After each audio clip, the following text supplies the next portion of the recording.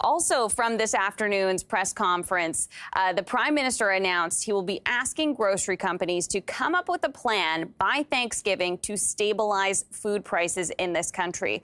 For reaction, let's bring in Sylvain Charlebois, director of the Agri-Food Analytics Lab at Dalhousie University. Sylvain, thanks so much for jumping on with us. What did you make of this announcement that they're calling the heads of the grocery stores back to Ottawa, not just to talk about these prices that people are seeing, but to bring them a plan? I'm not entirely surprised. I mean, giving what polls are telling us, a populist government will do populist things, and the one thing that concerns a lot of people right now is prices at the grocery store, along with shelter, and you just spoke about that earlier. Everyone's concerned about food inflation, despite the fact that Canada still has one of the lowest food inflation rates amongst G7 countries. It is really a low-hanging political fruit for the Liberals to go after CEOs right now, because let's face it, when we look at our numbers, not a whole lot of people actually trust food companies right now, so it's a really easy target. Do you think that there is some version of a plan that the grocers could present to the government for stabilizing prices? My guess right now is that the minister or the government is inspired by what's going on in France. As you may very well know, just a few weeks ago, France decided to ask CPG companies, along with grocers, to freeze prices for 5,000 different products. 5,000, that's a quarter of what people buy in the country. So I think that's really what's motivating, inspiring the government right now. They're looking at doing something similar.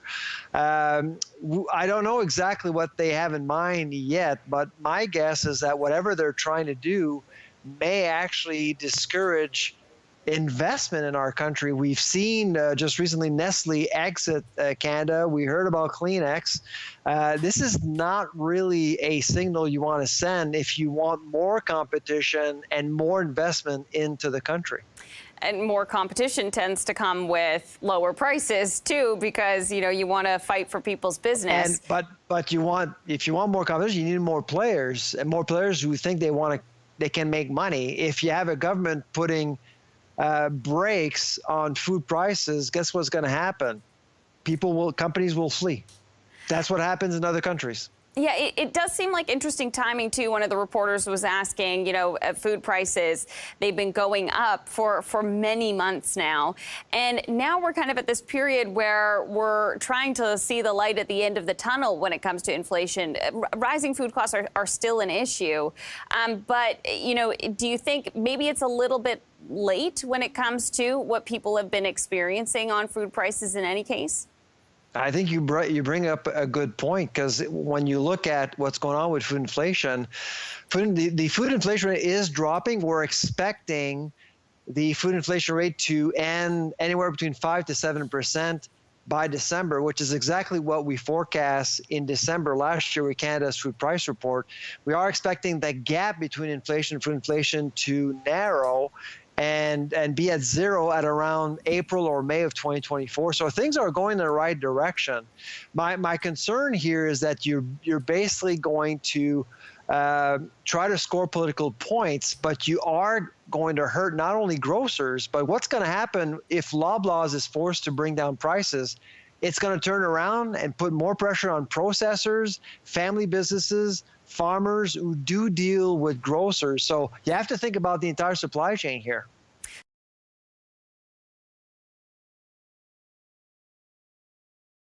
Canadian Prime Minister Justin Trudeau is calling on grocery store heads to stabilize food prices while Canadians struggle to put food on the table. It's not okay that our biggest grocery stores are making record profits while Canadians are struggling to put food on the table. So Minister Champagne will be calling on the heads of large grocers to come to Ottawa with a plan to address the rising cost of food. And we expect to hear from them by Thanksgiving on what their plan is to stabilize prices. And let me be very clear. If their plan doesn't provide real relief for the middle class and people working hard to join it, then we will take further action, and we are not ruling anything out, including tax measures.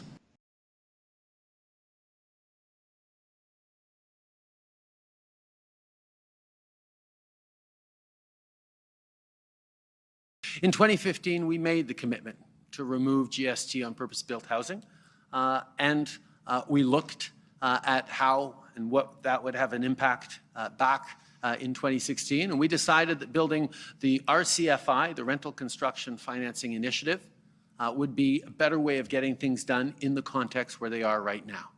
And that program has led to about 40,000 units being created across the country and led to affordable financing for people building purpose-built construction units.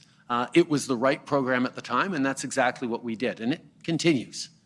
But now, given interest rates where they are, given the challenges that people have in building new apartment buildings, we realize it's the right time to step up with removing the federal GST on purpose-built apartment buildings, and we're calling on provinces, and we've heard already from a number of provinces that are going to do just that, and we will see GST and PST, or HST, eliminated from a large number of apartment building constructions across the country, which will help significantly reach millions of people into thousands of people into getting new apartments, which will help significantly reach millions of people into thousands of people into getting new apartments.